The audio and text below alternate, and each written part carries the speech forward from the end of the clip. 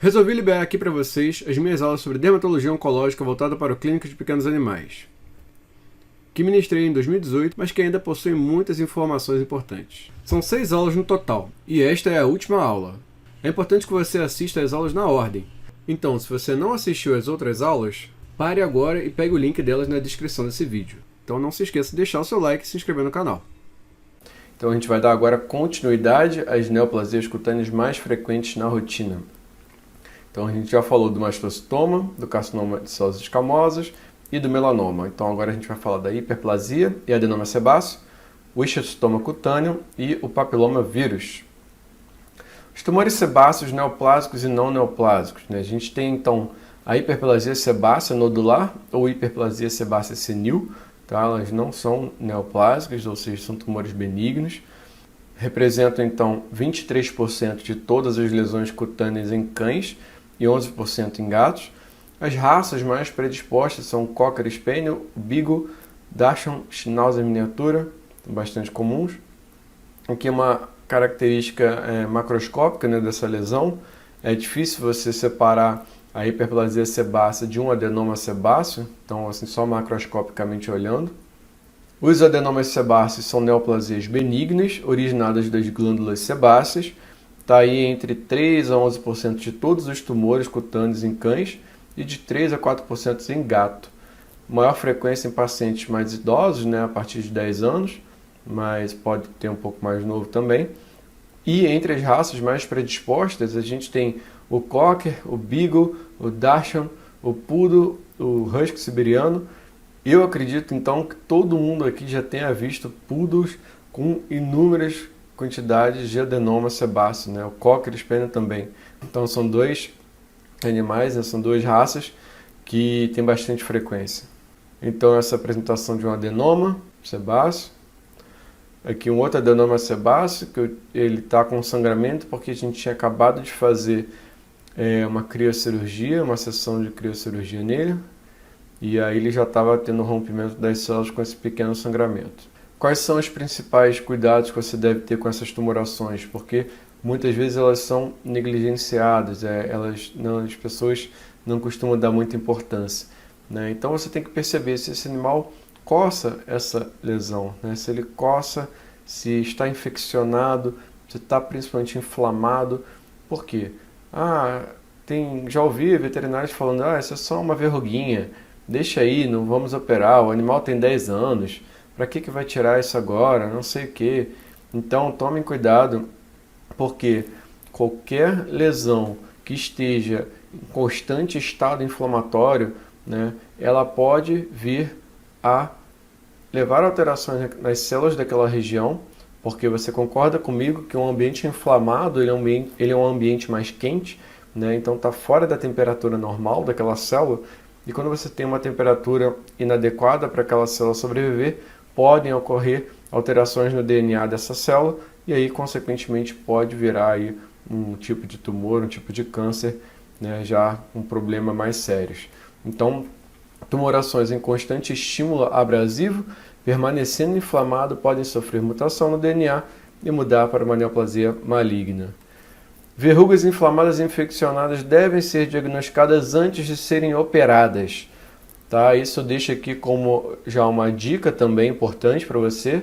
Então anota aí, porque se você faz uma cirurgia de um adenoma, né? Ou melhor, você está achando que é um adenoma e faz essa cirurgia sem fechar o diagnóstico antes, esse adenoma que está inflamado, que está feio, que o proprietário falou que o cachorro meteu a pata, que por isso que está daquela apresentação ruim, ele pode ser, na verdade, um carcinoma e muitas vezes um carcinoma epidermoide, tá? Que se confunde com um adenoma machucado, com um adenoma infeccionado, inflamado, e que se você acreditar 100% no que o proprietário fala, você pode acabar fazendo uma cirurgia sem uma preocupação de dar aquela margem de segurança adequada e com isso pode haver uma recidiva desse tumor. Então tem que fechar o diagnóstico antes, lembra de entrar com anti-inflamatório não esteroidal por 3 dias para fazer a coleta da citologia depois e aí sim você pode fazer a sua cirurgia com calma. Então tem que tomar cuidado porque eles podem não ser verrugas, tá? Então, aqui no caso, carcinoma epidermoide com cara de adenoma sebáceo inflamado e infeccionado, como eu acabei de falar. Diagnóstico citopatológico. Então, você pode fazer a PAF ou a PAF, que você vai definir aí o grupo denominado de tumores sebáceos, né? Então, você vai dizer simplesmente que são hiperplasias ou adenomas sebáceos, né, com predomínio de sebócitos diferenciados e raras células basais de reserva. Então, aqui a gente tem uma imagem do livro de Oncologia em Cães e Gatos, né, mostrando aí vários sebócitos bem espalhados.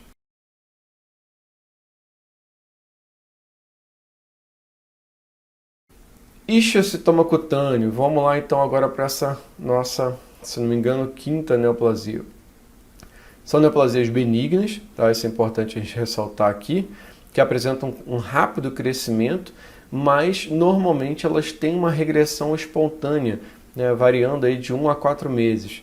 Né? Estão normalmente associadas à imunidade antitumoral mediada por linfócito, então você tem que estar atento, né, porque elas afetam mais cães jovens com menos de 3 anos de idade. Então, prestar atenção aí nas raças que estão mais acometidas, como sempre, o Boxer, né, Bulldog, Pinscher, Labrador, Cocker Spaniel, Schnauzer, Rottweiler e o Scotch Terrier. Tá? Então, vocês vão ver depois nas imagens que elas são bem características. Eles são todos parecidos, mas tem que sempre fechar o diagnóstico, porque também podem ser mastocitomas, podem ser outros tipos de tumores. Então, normalmente são nódulos isolados, alopécicos, bem circunscritos, normalmente são bem redondinhos, né, de 0,2 a 3 centímetros de diâmetro, uma consistência firme e uma coloração rósea ou avermelhada. Tá? Podem estar associadas a ulceração cutânea, inflamação peritumoral, e a localização mais comum é na cabeça, principalmente, pavilhão auricular também. Tá? Pescoço e membros já são menos frequentes. Então essa aqui é uma foto clássica, né, do ischiostoma cutâneo, ou seja, uma bolinha vermelha, vamos dizer assim, uma tumoração avermelhada, normalmente bem redondinha, tá? E que está ali, não costuma crescer muito mais do que isso, ele fica normalmente entre meio e 1 centímetro, claro que tem uns que vão a mais do que isso, tá? Essa aqui também é uma outra foto clássica aí do ischiostoma. Então, às vezes vai ser necessário fazer uma cirurgia, mas ele, na maioria das vezes, vai regredir de forma espontânea. Ah, mas eu vou ficar esperando 4 meses para ver se vai regredir para confirmar? Não, né? Você já aprendeu e tem que fechar o diagnóstico. Então, você vai fazer uma citologia para confirmar isso daí, tá bom? Aqui um outro já com um aspecto um pouco maior, né? Já deve ter aí talvez até um pouco mais de 1 centímetro. Ele já não é tão róseo assim, né? Talvez o flash na hora de bater também tenha deixado ele um pouco mais esbranquiçado, vamos dizer assim. Então, como é que a gente faz o diagnóstico? Né? A mesma coisa, é a PAF ou a PAF. Né? A PAF normalmente já fecha o diagnóstico de forma mais fácil. E a gente tem um caso chamado de ischiocitomas disseminados, tá? E aí quando a gente tem tumores que não tenham regredido espontaneamente, indicada a avaliação histopatológica e imunohistoquímica, porque ele espalha para o corpo inteiro, ele é uma ischiocitose disseminada que a gente tem que sim fazer um tratamento já mais forte, inclusive com quimioterápico nesses casos. Então, no tratamento você vai ter a opção de fazer observação sem tratamento, na maioria dos casos, óbvio, você já tendo feito o diagnóstico anteriormente. Não fazer uso de corticoide, tá? Porque os corticoides vão prejudicar a regressão tumoral mediada por linfócitos, né? Quando você usa o corticoide, ele acaba diminuindo a população de linfócitos, então não deve ser feito, tá? Incisão cirúrgica ou a criocirurgia são opções quando o tumor está incomodando o paciente. Às vezes está numa localização que o animal está coçando ou que ele mastiga e acaba mordendo em cima do tumor. Em geral, tem bom prognóstico. O problema é quando ocorre a ischiocitose disseminada. Tá? Vamos então para o papilomavírus agora, que são neoplasias benignas causadas em grande parte aí pelo papilomavírus, né? Uma transmissão por contato direto ou indireto. E aqui, muito importante, tá? Alguns papilomas podem progredir para carcinoma de células escamosas. Então, mesma coisa, não subestime os papilomavírus.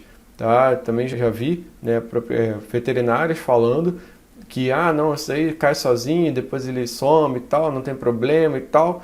Deixa ali aquele animal, às vezes, está mastigando aquele papiloma, e essa mastigação, vamos dizer assim, vai gerar um processo inflamatório ali, que pode evoluir, então, para um carcinoma de células escamosas. A ocorrência, então, vai se dar ocasionalmente mais em cães jovens, tá? Mas também pode ocorrer em cães idosos. Machos da raça Cocker Spaniel têm sido observados com maior frequência, mas qualquer raça está sujeita a isso, né? Em gatos, pacientes adultos, sem predisposição anatômica, sexual ou racial. Em gatos realmente não é comum, tá? Sinais clínicos de comportamento biológico a gente vai ver que é mais comum no cão do que no gato. Podem ser únicos ou múltiplos. Por vezes eles são tão intensa a quantidade que o animal não consegue nem mastigar direito. Então tem que ser realizado logo um procedimento cirúrgico aí para poder dar alívio para o animal. Tem um aspecto césseo ou pedunculado e um envolvimento de múltiplas lesões chamado papilomatose cutânea. Então aqui é um caso intermediário, tá? Já vi casos piores do que esse, inclusive, acometendo toda a cavidade oral. Então tem que ficar atento aí para vocês não subestimarem, tá, esses casos. Sinais clínicos e comportamentos biológicos a gente vai ver aí também que acometem principalmente a face, né, envolvendo aí a parte mucocutânea, orelha é menos comum, né, extremidades dos membros também. Ao longo do dorso podem aparecer lesões isoladas, mas aquele negócio é menos comum. Persistência até a sua regressão pode variar bastante, mas em torno de 4 a 6 meses na cavidade oral. E na pele, né, no dorso, assim, tende a demorar mais tempo ainda para assumir. Então, de 6 a 12 meses. Diagnóstico citopatológico normalmente não fecha o diagnóstico, tá? Isso porque a amostra é caracterizada por predomínio de queratinócitos maduros, nucleados e anucleados maduros típicos. O que é isso? Você não consegue, com a agulha, coletar material adequado suficiente para fechar o diagnóstico. Então, para confirmação realmente é necessário o exame histopatológico, tá? Então, você pode remover um pedaço, um fragmento e mandar para exame histopatológico. Diagnóstico diferencial é com ceratoma de Cochin digital, tá? E córneos cutâneos felinos, também nessa espécie é mais comum. Tratamento, remoção cirúrgica para lesões únicas e persistentes, né? Às vezes demora muito, está incomodando, o proprietário está achando chato ou feio que o negócio fica ali aparecendo. Cuidado com a manipulação do tecido para evitar a contaminação do local cirúrgico, né? São tumores que são contaminados de forma viral, então pode espalhar para outros locais. A criocirurgia pode ser uma boa opção, desde que você faça congelamento de pequenas quantidades, tá? E nas lesões que estejam causando mais desconforto para o animal, principalmente. Não se deve congelar extensas regiões, ou seja, naquele animal que eu mostrei na foto, se você congelar aquilo tudo ali, você vai ter uma reação inflamatória intensa, né, com a liberação de muitas citocinas inflamatórias, podendo inclusive lesionar o tecido pulmonar, tá? Então, no tratamento você tem a opção de fazer aplicação tópica de 5-fluorouracila a 0,5%, se de 5 dias, depois a cada 7 dias por mais 4 a 6 semanas. Qual é o cuidado que você deve ter? Isso é um quimioterápico, então você tem que manipular ele sempre com luva e tomando cuidado para não exagerar na quantidade, não ficar sobrando esse tipo de pomada, tá? Uso tópico de creme à base de miquimod a 5% a cada 24 a 48 horas até a regressão das lesões. Já houve relatos aí de sucesso. Um outro tratamento também que é bastante antigo e que eu já ouço falar dele há muito tempo é a Thuja occidentalis CH12, como um tratamento aí alternativo da papilomatose canina. Esse é um trabalho de 2015. Então, a Thuja occidentalis provou ser eficiente contra as lesões de papilomavírus canino e apresentou resultados rápidos e com um valor econômico acessível, né? Ela é barata, então é bem tranquilo de você utilizar isso para pacientes, principalmente pacientes em grandes condições. Então, aqui nesse trabalho ele mostrou aí um caso de um animal já bastante acometido, inclusive no corpo também, né? E foi feito o tratamento, o animal ficou livre ali, bem tranquilo. Mais um outro caso aqui do mesmo trabalho, também era um bulldog, filhote, também com algumas lesões mais separadas, inclusive ali na conjuntiva, também ficou bem. O outro tratamento seria com clorobutanol, 1 ml para cada 10 kg, né? A apresentação normalmente são 500 mg por ml, subcutâneo, a cada 3 dias. 3 aplicações, podendo aí repetir após 30 dias. Remissão das lesões em até 2 meses após a primeira aplicação. Então, um tratamento que demora um pouco mais de tempo. Prognóstico é favorável, né? Pode haver progressão das lesões para carcinoma de células escamosas, aí já muda o prognóstico, a partir da placa pigmentada canina, da papilomatose viral múltipla felina e da papilomatose oral e ocular. Então, ficar atento aí para que isso não ocorra. Então, é isso que eu queria falar com vocês. Espero que vocês tenham aproveitado. Qualquer dúvida, coloquem lá no grupo para a gente estar discutindo. E é isso. Um grande abraço e até a próxima.